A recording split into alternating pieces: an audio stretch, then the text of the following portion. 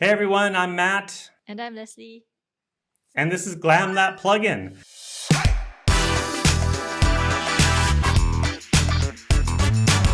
our very first episode ever. So, Glam That Plugin is the whole idea where we audit some free and freemium plugins and we see how we might be able to glam them up from a marketing perspective. I'm Matt from GiveWP.com. I'm one of the co authors there. Been building freemium plugins for, a long time. I think it's 7 years, 8 years now. And Nice. Leslie, tell everybody a little bit about you. So I'm Leslie. I am the co-founder of Newsletter Glue. I haven't been working on plugins quite as long as Matt, but I match his enthusiasm. Exactly. Nice.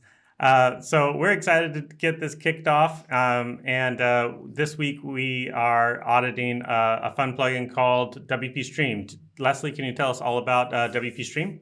Yeah, so WP Stream is a SaaS with a WordPress plugin, and it allows you to put like a streaming video directly onto your site instead of using, I guess, like alternative streaming platforms.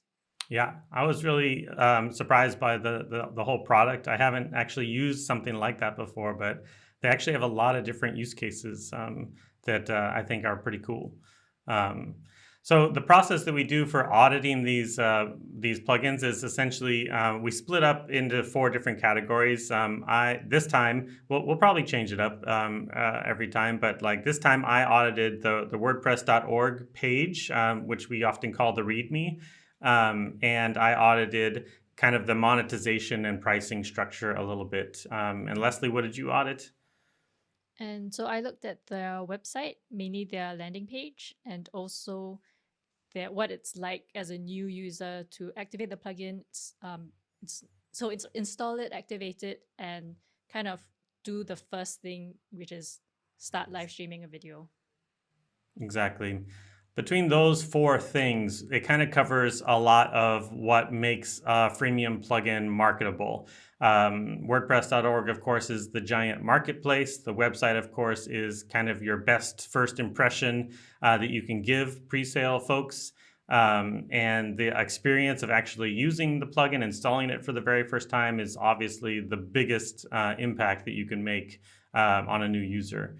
And then of course, pricing is, are they going to decide to actually give you money or not? So between those four things, I think it covers a lot of the kind of fundamental foundational elements.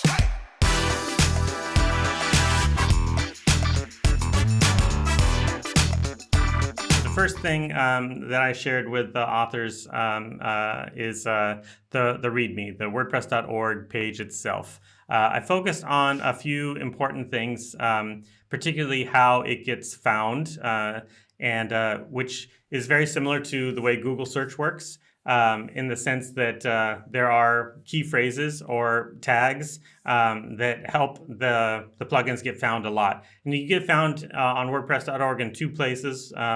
One is on WordPress.org itself, WordPress.org/plugins, which is the plugin directory. And that plugin directory search is actually in your WordPress admin as well. So, and the search works the same in both places. So one thing that I really like about WordPress search compared to Google search, for example, is that it's really basically on the fly. So as soon as you make a change, those results impact your search results immediately. It doesn't take like a week or anything like that. So when you make these improvements, you get to see real immediate live changes right away. So one thing that I walked through quite a bit was the tags that actually are on the plugin itself. You have the ability to add, you have the ability to add as many tags as you want, but WordPress.org doesn't care about any of them except for the top 5. They basically ignore everything after the first 5. So making sure that those first 5 are exactly the terms that you want is really important. And originally, right now, the tags that they have on their site, there's a lot of overlap. It shows live streaming video, and video. And in essence, that's 5 unique tags that end up acting almost like three because of how much overlap there is. So I really recommended that they break that up into different tags. Specifically, live video is one that's totally missing, and that's one that I personally find would be the most necessary. Like if I'm looking for a product like this, I'm going to search live video or video streaming, which they have similar ones. Another one, a big one that's missing, is they actually have a really strong integration with WooCommerce, and WooCommerce gets tons of volume when it comes to search on WordPress.org. So I really said you should really have something WooCommerce related in your tags, whether it's just WooCommerce by itself or WooCommerce video. Really try to leverage that search as much as you can. And then it's not just about adding the tags in the description of your README. It's about actually implementing those tags throughout the whole entire README in one way or another. You can change the name of the plugin to include those tags, which can feel a little bit keyword stuffed, but there's an art to it, and it helps a ton. And then make sure that it's in the short description. Make sure that you're using some headings. And that they're in those headings of your description, of your long description. And then you also have the ability to add screenshots, of course, and those keywords should be in the screenshots as well. Of course, if you just do a screenshot and say WooCommerce video, it gets a little on the nose, and folks see through that, and it's a little bit awkward. So there's an art to being able to use those keywords appropriately. Leslie, do you have any input on the significance, importance of tags and search and all of that? It's really important to identify your keywords ahead of time before you even start writing the README. And then what those keywords are dictate what goes into the README, what goes into the tags, and kind of the structure of everything. So that's the first thing. Identify your keywords first. The second thing is Matt talked about this, which is keyword stuffing. And this is what I mean by like Google 10 years ago. So like Google 10 years ago, keyword stuffing would have worked, right? And like lots of people did that. And there was a lot of black hat SEO where, the blog articles barely made any sense. And you're just using that keyword that you want to use like 100 times in an article, hoping that it will like rank higher. So that does work in the WordPress.org. But obviously, your end user is someone that you hope actually uses and pays for your product. And so if you're going to come across as spammy and low quality, then you're going to either get low quality customers as well, or no one's going to convert because they think that you're coming across as spammy. Exactly. Yeah. There are other ranking factors besides the keywords and how often they're in there too. Like, for example, the number of active installs your plugin has impacts the search. Whether or not you have 5-star reviews or your overall star rating impacts the search. Whether you have any support tickets and whether or not they're resolved or not impacts the search. So, for example, I think there are one of one actually. So previously there weren't any answered or resolved tickets, and that can be a problem. Not a huge problem, but it does impact search. And their overall rating is, I think, 4.8. I can't see the overall right here. Well, it's very high. It's almost 5. So that's really good. But some of those factors are things you can't completely control. And so you have to keep that in mind, that just by stuffing all those keywords in there, it'll do something, but it won't probably do everything that you want. And then it probably could turn people away if they're paying attention. The tag live video was one that I found because I basically searched for their competitors, for other plugins that do live streaming, and I found them with that keyword, and I didn't find WP Stream with that one. And so that's another way, is to just kind of try to find the competition on WordPress.org. Who else is building something like this, and what are they ranking with? That's a very, very important tactic as well. A couple other quick things. currently they don't have any video embedded on their README, and they're a video platform. So I definitely think there Ah. should be video in there. We actually both stumbled on a video they have on their website that's really instructive about just being a brand new user to the plugin. And we both said, use that. That one will work, and that one is helpful. The other thing that's missing currently is there's no change log, and change logs sound like a developer thing, which they are. And there's an art to writing a good change log as from a developer perspective. But the change log is surfaced to all of your users in WordPress.org. It's in the developers tab, so it's a little bit hidden. But in the WordPress admin, there's several ways that your users can actually find the change log, even accidentally. So I find the changelog to be a really important marketing tool in addition to a developer tool. It's just really best practice to make sure that you're documenting the changes in each of your releases from a development perspective. But take it also as a way to get your users excited about the things you're releasing. You can even link to blog articles or videos if you're covering new features that you're releasing in the changelog. That it can be really helpful and useful. So okay, that's the feedback for the README. And we sent our feedback over to WP Stream, and their marketer, Beatrice, actually was super kind to give us her response. So here it is. Hi Matt, hi Leslie. Hope you guys are well. I'm Beatrice from WP Stream, and on behalf of the whole team and I, we'd love to thank you for this great opportunity. It's really an honor that we got to be the first plugin on the Glam That Plugin series, and we actually look forward to watching the rest of the series and seeing what you have to say about other plugins because we definitely enjoyed and learned a lot from what you had to say about us. It was kind of like getting a sneak peek into what our customers or our users think and go through when they first find us, whether it's our website, our plugin, our README page on WordPress. It was basically all so useful, and we are definitely going to implement a lot of those things. So we'll keep you up to date with that.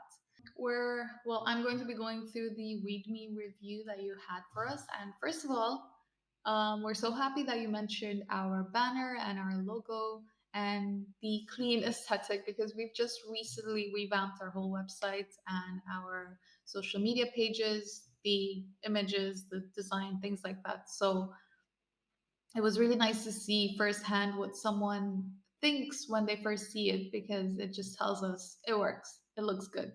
So, yeah, thanks for that. Next, I'm going to go into the tags, and we couldn't believe how we didn't take the fact that they're overlapping into consideration. I guess that we were very rigid in our thinking that people are looking for this word, they're looking for this word, for this word, and we failed to kind of think outside the box and consider that people may be looking for other words. Duh.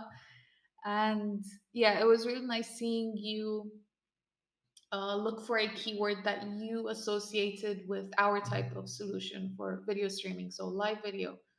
We are going to be adding that as well because I'm pretty sure a lot of people are thinking the same way that you are. So definitely adding that.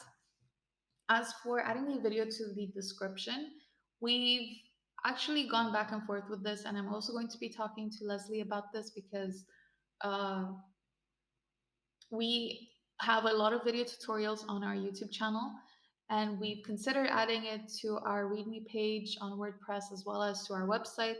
But we were never too sure because we thought that we need a professional marketing video. But now that you guys gave us kind of the go ahead, we're definitely going to go back and reconsider this aspect and probably add those.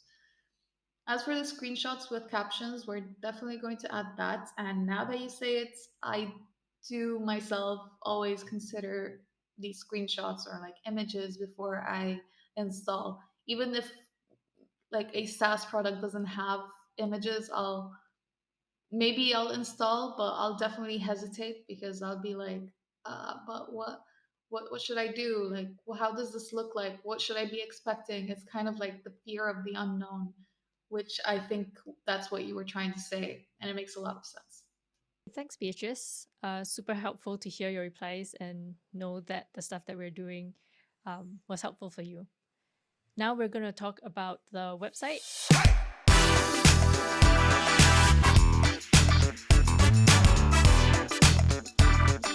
So the first thing I wanted to say was be helpful first and clever and polished second. And I wanted to mention this because when we were going through through all of our feedback, and one of the things that Beatrice mentioned was that.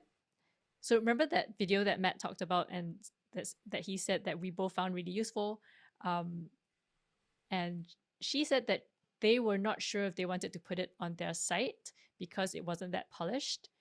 And so my opinion on that is do what you can as long as it's useful and put that up first, because as a customer, they always just want to know, like, what does this do for me, is it helpful, and all of that stuff.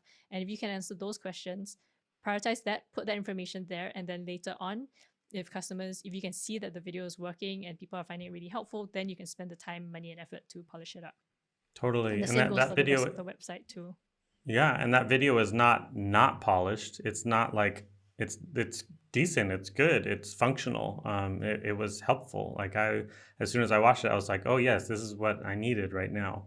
Could it be more polished? Always, Okay, so with those things in mind, let's jump into the website. And for now, we're going to look right at the top, the header section, so above the fold, if you want to call it that. And there are a couple of things that I wanted to talk about. The first is the image on the right-hand side, this featured image. I feel like this is prime real estate to showcase either a benefit, what someone can get, or to showcase what the plugin is.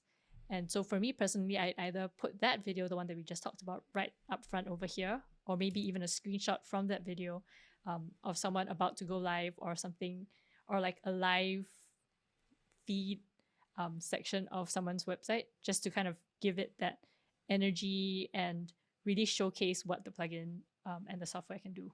The second thing is the copy, the header and the subcopy. Make sure it says what the thing does and that it kind of talks about the benefit. And you want to do it in that order, because it doesn't help if you tell someone make $1 million, like become a millionaire, if you don't say how you're going to do it.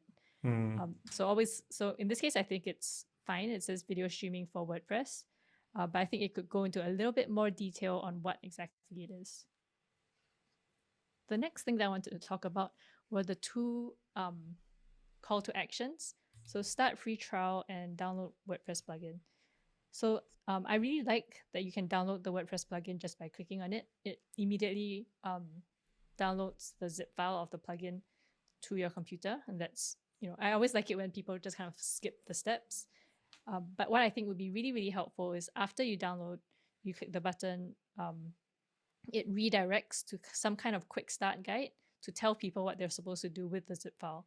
Because I remember the first time that I bought a plugin, it was many years ago now, but I didn't know what to do with the zip file. I opened it, I tried to like click around the folders inside, and I was like, I don't know. And so being able to redirect a potential customer or user to some kind of quick start guide, like, welcome, thanks for downloading WP Stream. Here's the next steps, and then just show like 3 or 5 steps. I think that would be really helpful. That's so important. Overall, like we're finding more and more that I don't know, like because I've been in WordPress a long time. Back in the day, like folks were just familiar and they knew all these things, and nowadays everyone is just coming in. Sometimes they don't even know how plugins are installed at all. They don't have a real familiar. They need your benefits and everything, but if you don't give them a bit more hand holding, they're just going to be gone, and they're just going to end up on Squarespace or something, which none of us want. Yep. The second part is start free trial. So this can be kind of confusing, especially if people don't realize, like, are you a SaaS? Are you a WordPress plugin? And like how all of that kind of mixes together. So I think having when you click on start free trial, this model can work a bit harder to explain to users what's going to happen, what they're going to get out of it. And so being able to redirect a and kind of make them excited. For example, the heading, instead of start your free trial, you could say um, start live streaming in 5 minutes or something like that. And then instead of all features available, you could list the actual features, even if it was just 3 to 5, that would be good. And again, like plenty of resources doesn't really mean anything, so I would just remove that altogether. And as for no credit card and time limit, I would actually move that stuff to the right hand side, where it's kind of, so you like have the left hand side as like the marketing benefit side, and then the right hand side as kind of the transactional, nuts and bolts side. And I think like stuff like no credit card and time limit can just be added below the terms and conditions section, or even below the register button.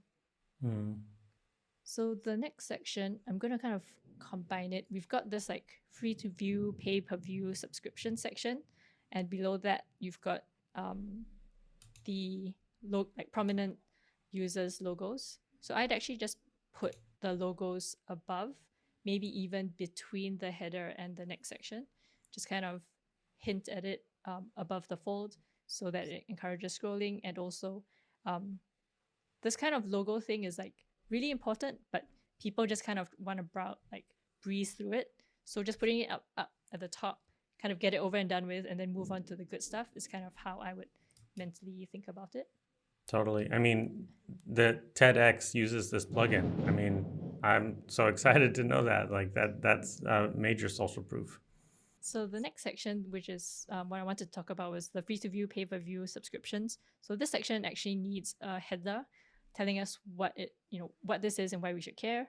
So header here will be good. And then also use cases. So free to view is kind of an interesting thing, but if like you could tell me free to view, and then like use cases, and then write something like live events, festivals, stuff like that, then that, like, if I was a festival organizer, then I'm immediately interested, right? And then that gets me to click on something, which is my next point. Each of these sections and use cases should have like a learn more button or like a tutorials button to get people deeper into your site. Likewise, pay-per-view, the use case that I thought about was like a live yoga sessions. So there might be like a $99 a month yoga membership, and someone, they get to have daily yoga classes, which they sign up for. And so if I was a yoga instructor and I saw that, I'd be like, yes, this is exactly what I want. And then I would click and go deeper into the site and learn more and all of that. And same with subscriptions as well. I love this header, go live in minutes from any browser. It's just so compelling. And I also love the image of this lady with the phone, like saying hi to our audience. The one thing that I think is missing is you could pair that image with this lady with a screenshot of the app or the plugin showing what the user interface looks like. And so now I'm kind of like visually connecting, okay, this is what it's going to look like for me when it goes live, right? And then you see the screen, and then you see like a go live button, and that would make me really excited as well. So there's this like really cool section, go studio grade with ease and record for on-demand playback. But I would also add like a link to go deeper. Yeah. And one of the interesting things about WP Stream, I think, is that they've actually put in a tremendous amount of effort into creating all of this content.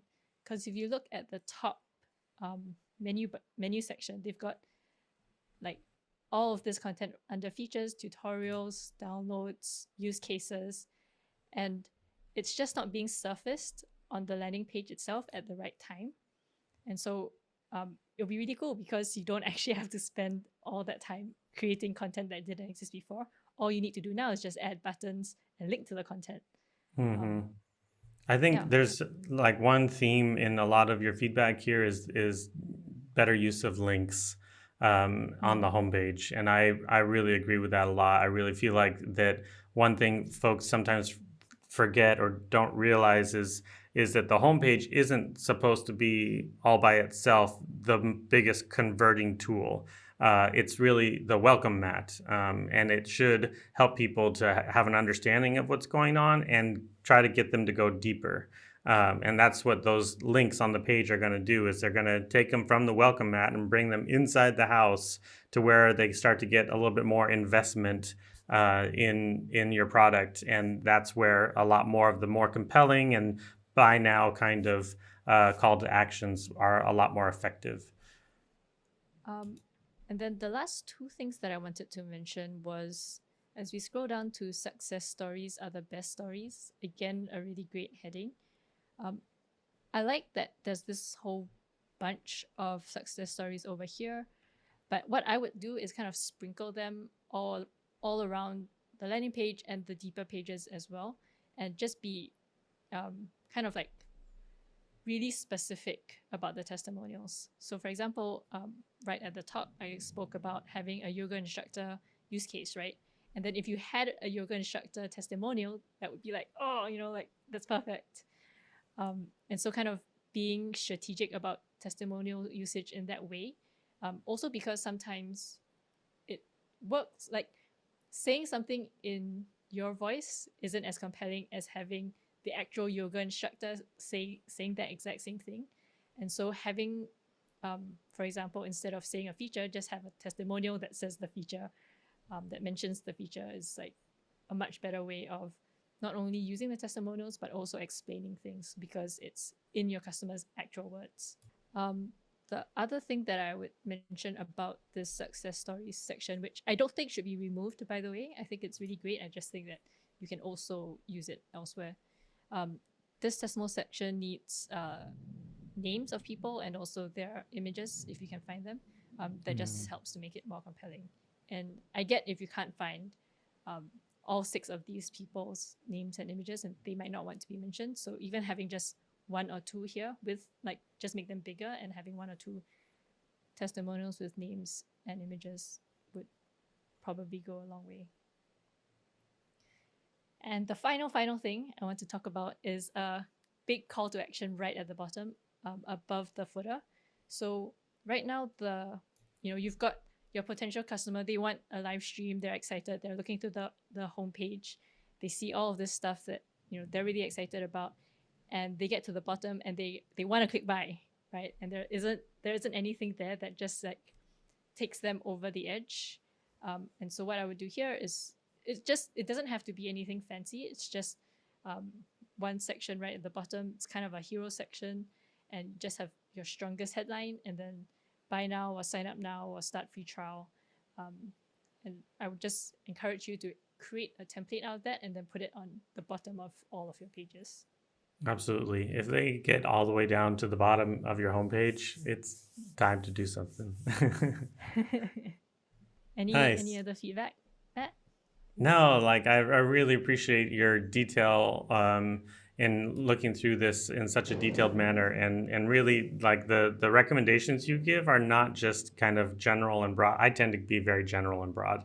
I like to give people ideas and visions, but you're very good at really identifying, like, if you move this over here, it's going to be a lot more effective, especially the way you were talking about the pop-up. I felt like that's super helpful and insightful. So, and the thing about links that we discussed, I think that's also really important. I love on the reviews, you mentioned the reviews. I love on the reviews that they link to the original review. That's a really great social proof item. Yeah. I have mixed feelings about it, especially on the homepage. Like, you just got them onto the homepage and then you're going to link them off to somewhere else. I don't know. It might be better if you have the links to the testimonials. You got a storm going on, right? Are you okay? Yep. It's a big thunderstorm. It might be better if you had like a testimonials dedicated page and link to them from that, but on the homepage, more glam them up a little bit, like Leslie said, with names and images, and maybe don't link to them on the homepage. So, but definitely, like Leslie said, spread them out and put them in the context of those use cases. The case studies or the use cases that they have there, those I find super valuable, and I've been inspired by those myself. I'm going to start working on those for Give WP. We have tons of folks who have told us lots of great things over the years, and we're not surfacing them well enough. And that also is all like live streaming for churches. Man, that's such a great SEO term. Like it's just going Yeah. to be a really good funnel for them. So I really like the way that they set all of that up too. So Yeah. And like, can you imagine how awesome it would be if it says live streaming for churches, and then under that it was just like a testimonial that says something like, we use this every Sunday. I can't believe, it takes us 5 minutes to set up, and like our whole congregation is singing both at home and at church or something like that. That would be exactly. amazing. Yeah. Well, we also asked Beatrice, sent that info over, and she gave us a response. So here it is. Thanks so much for the in-depth review and audits on our websites as well as the plugin itself.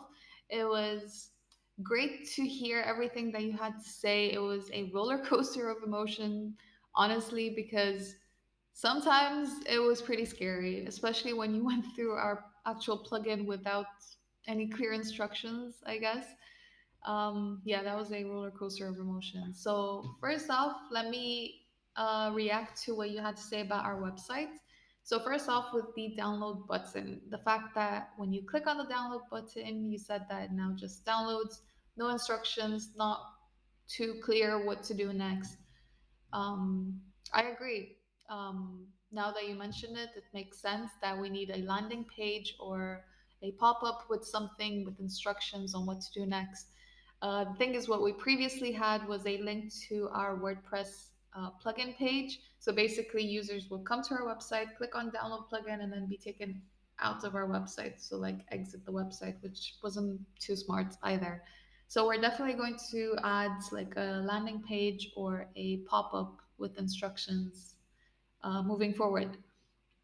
Next, it was kind of scary to hear that it wasn't immediately clear what we did as a plugin or website when you first got to our homepage.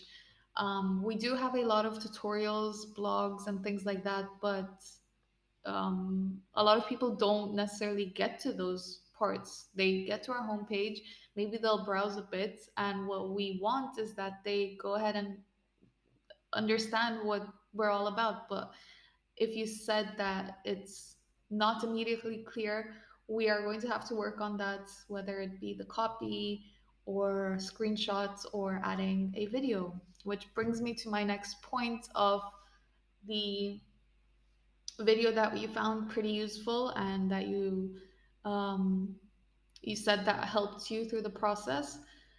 We did go back and forth, as I mentioned uh, with Matt earlier.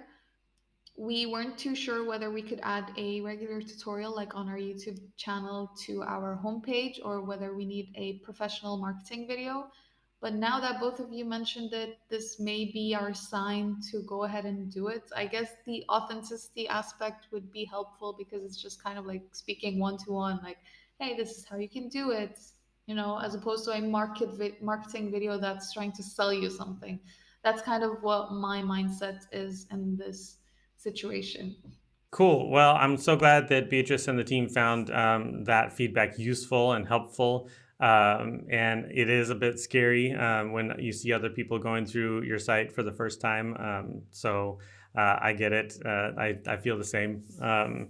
But that just means there's always room to improve and keep moving forward. So I'm going to chat super quick about monetization and pricing.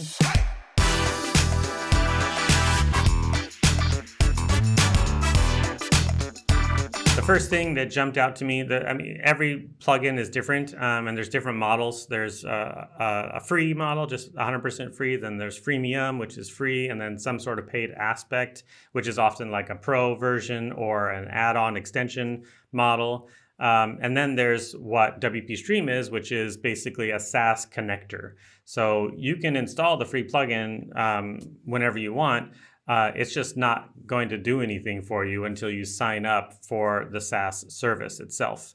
And that's a really important aspect of the whole thing because you sign up physically on the website and then you connect your website account with the plugin settings in order for them to communicate with each other and for the service to actually stream the video through them over onto your website, essentially.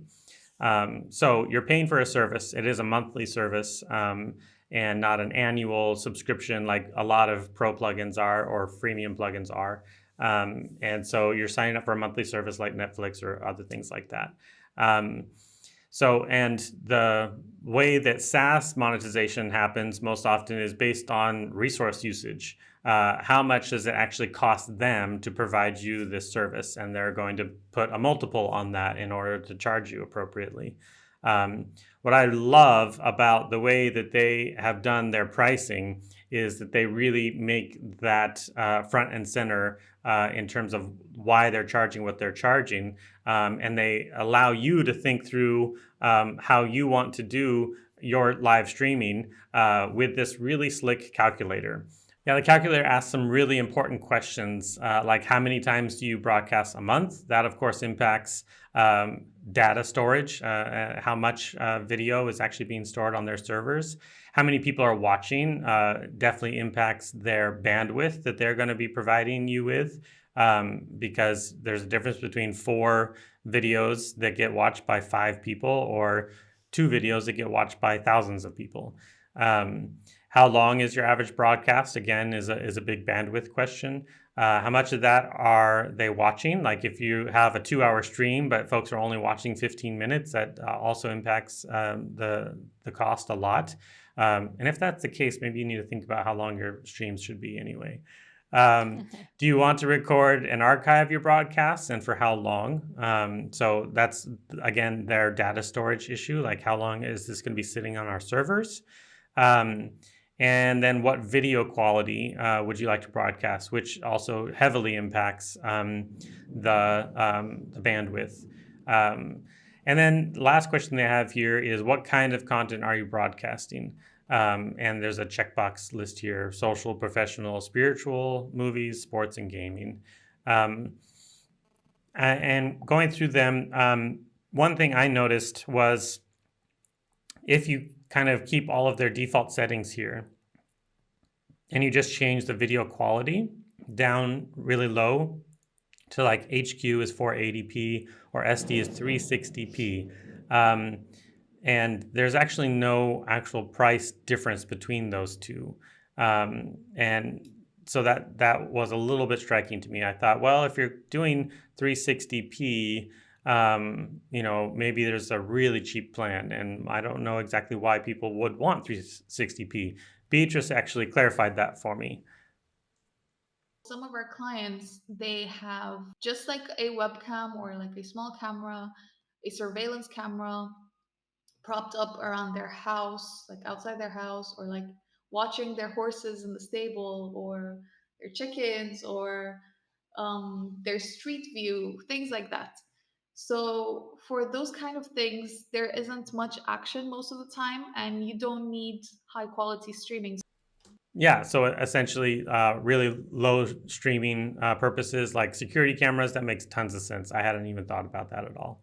But that there's no price difference is a little bit of an issue, I think. That might be worth some tweaking there. But this whole calculator is really powerful, and it might be a little bit overwhelming or a little bit daunting. But one thing I love about pricing calculators is you actually get people to actually interact with the website and fiddle with it. And what that does is that just lets them have a little bit of skin in the game. They start to actually have a little bit of action investment without having purchased anything quite yet. And that little bit of interaction actually really encourages them to start making that purchase decision. So a pricing calculator by itself is often a really, really helpful and useful tool for pricing purposes. That's such a good point. Yeah. Leslie, other comments about their pricing in general? I only had a design thing, which is it's the questions on the left are actually really like, by the time I scroll to the bottom to the last question, I actually don't see the final price anymore. And so I would recommend having like the left be a separate column from the right, and then like that this can scroll up and down while this stays static. And so that the pricing will always stay on screen. And then also, I think the most important part of the right hand part is compatible plan, and so I would, 10x the size of just that section, Mm-hmm. because everything else is not really as relevant. Mm-hmm. Yep, really good points. Um, One other thing that I just noticed, I didn't notice previously, is that it actually is really easy to get to the point at which you're requesting a quote for pricing instead of seeing the actual price. Um, and that's a little difficult, I think. But I'm sure there are also real reasons for that as well. Once you start to get up to, I want to store this for 6 months on your server, I can understand that could be a little bit challenging. Um, Yeah. Other than that, one other piece of Maybe feedback is I have. Oh, sorry. Go ahead. I was just thinking, like, instead of custom, it could also have like a starts from. So it could be like custom bracket starts from, and then again that just kind of helps give people an idea of what they're talking about. Because if custom to them secretly meant $5,000 a month, and I didn't know that because it just says custom, like, I might actually not even qualify anymore. But and then I like went through the hassle. So just having the pricing there, I think, really helps give people Yeah. additional advice. Yeah. Yep. Absolutely. Because most likely you're right. Like they have a number in mind as a base, and as much transparency as possible with pricing is really really important. Um, One other last kind of design piece that I'd like to highlight is the actual pricing table at the very top of the pricing page. Right now, there's 4 different levels that they have here: family, team, friends, and fans. Um, and right now, they all look relatively equal. And so, what this does visually and mentally is it forces the user to start to think a lot. Like now I have to be like, well, why is 49 more than, why is the team more expensive? And I have to go look through the list and I have to think about it. And then friends, well, why is friends $100 bump up per month? What is it that stands out as that? You start to make them do a lot of mental gymnastics. Um, Rather than that, it's important that you kind of do some price grounding where you which one do you actually want them to purchase? I'm assuming from these prices that you want them on the Friends plan, most likely. So you need to try to make that one more prominent and more obvious, and you need to have it require less thought. So I would start on the left-hand side with the family. You definitely are going to list some things and probably not bold them as much. But then team could say everything in family plus X, Y, and Z, so that you're really focusing that content only on the benefit it provides in comparison to the cheaper plan. And it can go across the way there. But then when you get to the friends one, it should probably be a lot bigger, probably with more of an accent color or a secondary color to the other ones, and really emphasize the benefits of that one the most. That way, you're really steering them towards the plan that you really think is best in terms of your ROI and in terms of your average cost per conversion and things like that. Yeah, other comments there on pricing, Leslie? The only other big thing that I think is worth talking about is the package names. So family, team, friends, and fans, they're all 4 of them are kind of confusing.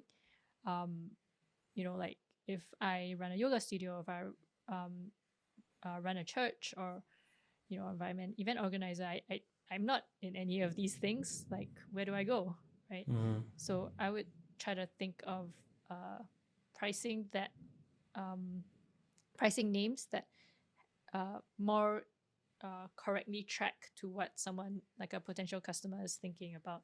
And even if it was like small, medium, large, or like daily stream, monthly stream, or I don't know what, like, Mm-hmm. talk to your users, see what how they think about the pricing tiers, and use those terms instead. Yep, absolutely. Names of plans is one of the big challenging questions in marketing, I think. Yeah. It's so easy for it to just be kind of confusing and even for your support team sometimes.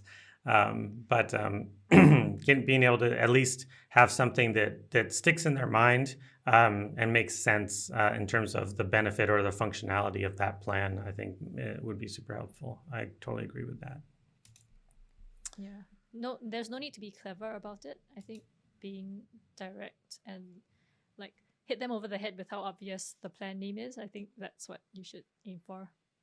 Okay, the next thing on the pricing front that I really recommend is that they do have this really great integration with WooCommerce. And WooCommerce is a huge market. It is the largest, most significant e commerce platform in the world, having the most users and bringing in a lot of revenue across shops everywhere. Um, and they have actually opened up their marketplace so that you can submit your plugin to be there. There's lots of stipulations about how the sales of those things happen. And there's things you need to pay attention to, like how support happens and things like that. But the ability or the possibility of having your plugin listed on the WooCommerce.com site, I think, is very, very, very attractive.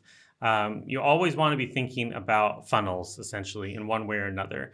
And of course, as WordPress products, WordPress.org is the biggest marketing funnel that there is. But WooCommerce is kind of a really close second. So it can really drive a lot of traffic to your website, and it can absolutely drive a lot of sales as well. In this case, I don't believe that WooCommerce, I need to double check that actually. I don't believe that WooCommerce lists free plugins on their site. They do need to be paid plugins in one form or another. And honestly, in this case, I would even recommend that they package this plugin as like a $10 a year plugin just in order to be on WooCommerce.com, literally. Just because of the huge potential that there is there. So, that was something that not everyone thinks about and not everyone maybe has known about for a while, but it's a great opportunity. Um, there's also ways in which you can monetize the transactions that go through your product. For example, their WooCommerce integration, of course, is leveraging WooCommerce, which has its own Stripe integration and things like that.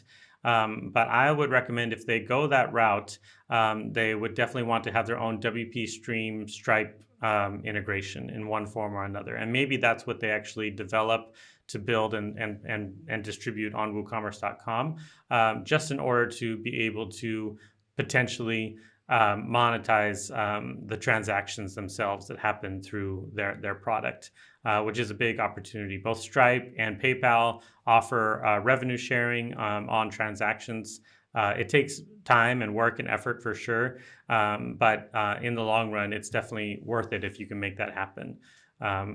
Because it's an additional revenue stream outside of what you get through your website. And sometimes you do end up having customers who generate a lot of revenue, whereas you maybe have a lot of other ones that maybe you have hundreds of other customers who are generating only a little bit of revenue. It's a volume game in some way, but at the end of the day, it's definitely one of those streams that you want to take advantage of, if at all possible. So between the WooCommerce marketplace and revenue share with payment gateways, I think those are big opportunities that they should be looking forward to. I asked Beatrice about that as well, and they were really interested. So here's their response. Now, as for the business monetization, you mentioned that even if it's streaming at a low quality, the costs are still kind of the same as high quality. The only thing is that people often overestimate their numbers when in the calculator, and we actually made a note of this over there as well to keep people aware that you shouldn't overestimate your numbers. Most of the time, you need a smaller plan, and to reassure them that even if you do get a smaller plan, you can upgrade at any time because the new resources get added within a few minutes, a few moments, and your live stream won't be interrupted even if you do it while streaming. So, yeah, we always recommend that our customers get a lower plan and then upgrade if needed. And they often find that they do need the smaller plan. But yeah. So, uh, as for the WooCommerce marketplace, Stripe Connect, PayPal, Partner, and things like that, we we knew they existed, but we didn't know that we could get in as well. Um, we always thought that was like it was a special place, I guess. But now that we can also apply, we will definitely consider that. But we're not prioritizing that right now because we are trying to improve our plugin. Like I said, we've recently upgraded our website, our social media, things like that. So we're still making some changes, and thanks to you guys, we're implementing these types of changes as well to make our plugin um, as great as possible for our potential customers, for our current customers. So before we get into that, we just want to be the best that we could be, if that makes sense. All right, so we are now at the last section. I hope you've been following along and learned lots of useful stuff. We are now going to talk about what it's like to activate and use the WP Stream plugin.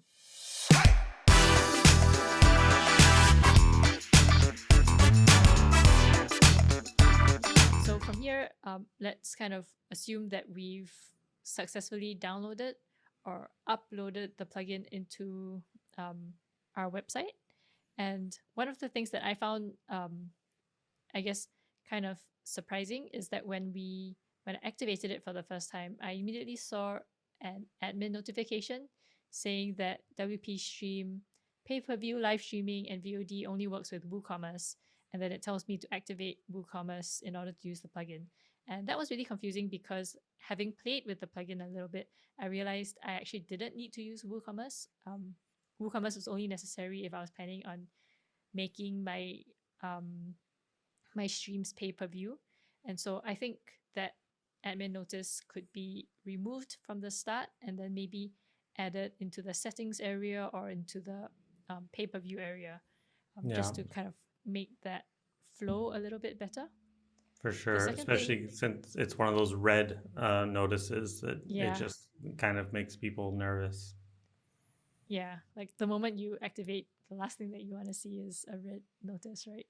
Yeah, so the second thing on the complete opposite of that, the first thing that you want to see when you first activate a plugin is an onboarding wizard, because that just kind of helps guide a user and orientates them in their mind. Because every time you activate something, you never really know what's going to happen. You don't know how easy it is going to be to install and start using. You don't know if it's going to break your site.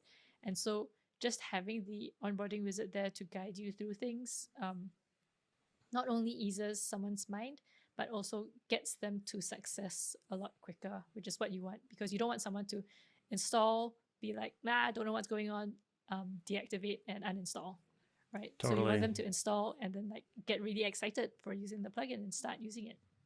Yeah. One Um, thing I'll say about onboarding wizards too is like there's different plugins have different purposes and are all encompassing.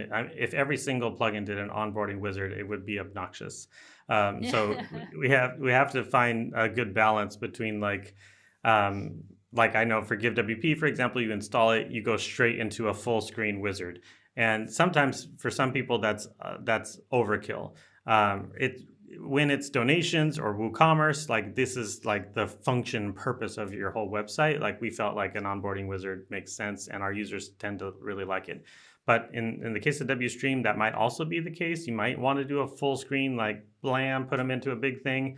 Other times you might want to just customize that admin notification and say, welcome, so glad you're here. Click here to go through our onboarding wizard, and give them the option to go right into it and surface it really nicely. Or some people use like little tooltips in the side to just be like, hey, over here is where you can get started. Just one way or another to take them to that next step. It doesn't have to be a big over all encompassing kind of thing. yeah, that's a really good point. It's like hard to tell where to draw the line, right? Like maybe if you do one specific feature, you don't need an onboarding wizard. But then if you're kind of like going more towards, as Matt said, like your whole site is around that particular plugin that you've downloaded, then an onboarding wizard becomes more necessary. Yeah, so onboarding wizard, I think in this case could be useful. Another way that you could do it if you don't want to do a full-on onboarding wizard is just redirect them to your settings dashboard and then have like a really good explanation and flow over there as well. So yeah, there's like a whole bunch of ways to do it, but I think as long as you're helping someone kind of get started with your plugin, I think that's what I should be aiming for.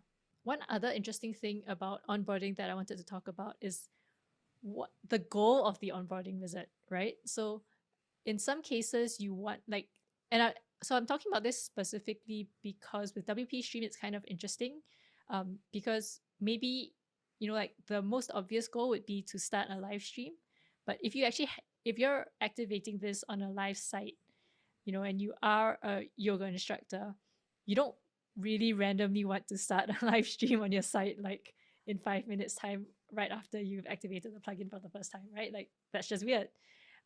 So like kind of thinking about the goal of the onboarding, what you want them to accomplish at the end of the 5-10 minutes, is something really interesting as well. And I think with WP Stream, I'm not sure what exactly it could be. Maybe it could be setting up that landing page and then doing a test live stream only visible to you or something like that. That could be interesting. Um, yeah, so I'm not sure where to go with that, but I think just thinking through the goal of the onboarding is really important, and it's not always like, for example, with Give WP, like the end goal might not be to like be able to put a donation button straight away on your site, right? Because like that could be kind of dangerous. So like thinking through the goal is really important.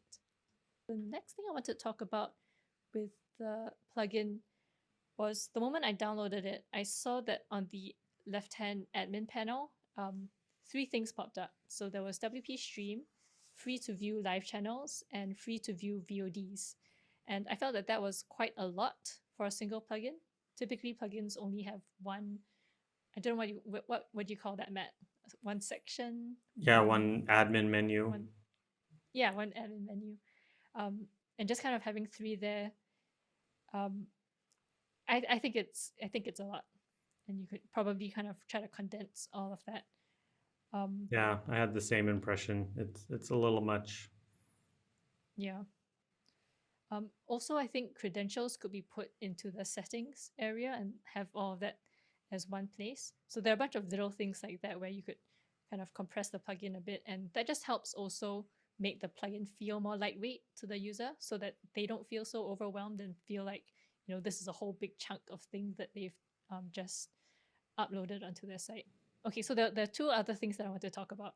The first was I actually tried to live stream, and it was really, really easy, and everything, like once I kind of got my head around what I wanted to do, which was in my case, because this is just a test site, I wanted to actually start a live stream, and I found that it was really, really fast and easy to create a page, the page was automatically generated with like a video screen already on, and then I just like click turn live stream on, and it was done. I was streaming to nobody, but the live stream was on, and so that was really cool. It's super cool to see how fast it could go, and it was clear that the technology behind it was really good. So I think like just having those little bits of onboarding and help things could really, really make the experience great for a user. Yeah, getting to that moment, which we have that on video. You're like, yay! Like getting to that moment is the most important thing when you're first getting people to install your plugin. So guiding them to that moment is the most important aspect. How you do it is always going to be a little bit different per product, but once they're there, like, oh, that's the best. So yeah, super satisfying. One thing that I did notice is that there isn't anywhere on the site, aside from the actual plugin admin itself, that tells me that it's streaming. So if I was doing something as important as live streaming, I would want to have like a big, like recording sign like right at the top, telling me that the live recording is on. I'm not gonna pick my nose. I'm not gonna like cough into the screen on air, or do any of those embarrassing things, right? So having that kind of like big red recording on or live stream on notice plastered somewhere very prominent, I think would be really helpful. And reduce the anxiety of users a lot. Yeah, I think that's about it in terms of the plugin. Um, the last thing maybe I would say is something to do with upselling and marketing. There are a lot of screens and a lot of opportunity to do something subtle in terms of upselling them. And I think that's, I wouldn't say it's a missed opportunity, but it's something that could be improved. So right now there's like your account information, you have 0.48 gigs available streaming data and zero point 0.1 gigs available media storage. So I think even there could be just a tweaking of the message that makes it sound more, that kind of encourages somebody to upgrade. So like maybe instead of 0.48 gigs available, it could be like, and then at the end it could be like get 10 gigs more or something like that, and then a button, and then you just click on that, like something simple like that, where it's not even that much effort, you don't have to rethink everything, um, but just adding that might help, and then that just links to the WP Stream site where the user can log in and upgrade or something like that. Yeah, really good um, point. One thing that we try to do occasionally is just do kind of like a internal plugin audit of how well are we pushing people to our website, either just for documentation sometimes, or other times to highlight add-ons that they could be interested in. Just going through it and making a practice of like maybe once every 6 months or once a year or more often. Just try to jump in as a brand new user and see how easy it is to get to your website from the plugin. Or do you have to go really digging and searching to get to links? Are call to actions coming up naturally, or are they awkward or pushy? All that kind of thing. Just making that a practice, I think, is really helpful. so let's listen to what Beatrice has to say about the feedback. And now for the plugin section, which was the scariest part of it. And yeah, let's get started from the beginning. It wasn't very clear what you should be doing after you install the plugin. And we made it a point to get started with our onboarding wizard. So I will have you know that it is currently in the works. And thanks to a lot of your suggestions, we implemented those. Like we're trying to get ideas from what you said and implement those types of things. So thank you so much for that. That was actually very interesting to go back to every time we had a doubt on what to do next. But the onboarding wizard was basically the most embarrassing part, the fact that we didn't have one and it was difficult to go through for you as someone who didn't know, or like is the first time, is someone who is for the first time using our plugin. So we hope that it ends up well, and maybe it's going to be simpler for users. Well, it's definitely going to be simpler for users with instructions. Next, so a message popped up when you first installed the plugin that said that it only works with WooCommerce, and that's a mistake from our part because the this this message should only appear when people want to do pay-per-view streaming or subscription streaming. But if someone wants to do free to view live streaming, like just live stream for free, they they just need WP Stream. They don't need a WooCommerce. They don't need the WooCommerce plugin. So we're making a point to remove that from the plugin, this message, or just add it to when they want to create a pay-per-view live stream if they don't already have WooCommerce. Um, Next, you also mentioned credentials and settings. Just blending those two together because they don't make a lot of sense separate, and just making like the settings default. So when someone installs it and they go to WP Stream, the default will be the settings. So yeah, we're trying to figure out how to do that now. But yeah, the whole thing was just crazy to watch. Like you said, it's difficult to watch someone for the first time going through your plugin, and you've just been in this box. You know your product best, how it works, what to do, how to go through it, and it's difficult to put yourself into the mind of someone who has never used the plugin before, who has never maybe even live streamed before.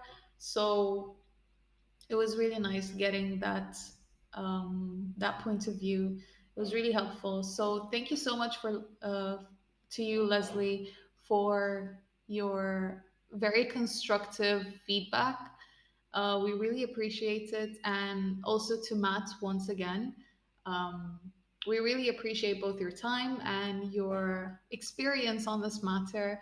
And we thank you once again for choosing us for the Glam That plugin series. And I highly recommend all you plugins out there, plugin developers, to give it a go, apply, and you will learn so much. It was such a fun process, and everyone was so nice, and we learned so much. So thanks again, and hope to speak to you soon. Bye bye. So that's all we have for the audit. And it was really great getting to know WP Stream and hearing from Beatrice Yep. and Leslie's insights and everything. This was a really fun experience for us. And we're looking forward to see how they implement all of the feedback over time. And we hope to circle back in future episodes and see, well, look at how great everything is going now based on all the feedback. So we'll keep you all posted on that. Awesome. Well, thank you all so much for being here, Leslie. It was a pleasure. Likewise. Yeah. Yeah. I'm super glad that you got this kick-started and that we are finally doing our first episode. Yay, first episode. So check, typical stuff. Hit the like button, hit the subscribe button.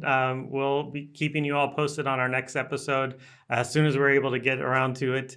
And thanks so much for being here. And we are going to do a dance off. Did I tell you about this part? Oh, but before that, Oh, I okay. kind of also want to hear from people and like know which sections were useful and like what we should focus more on and not focus less on. So like let us know in the comments as well, because then that just makes future videos even more helpful for you. Agreed. Good point. Okay. Thanks. And now I'm gonna hide while Matt does the dance off by himself. Anyway, thanks so much, everybody. See you later.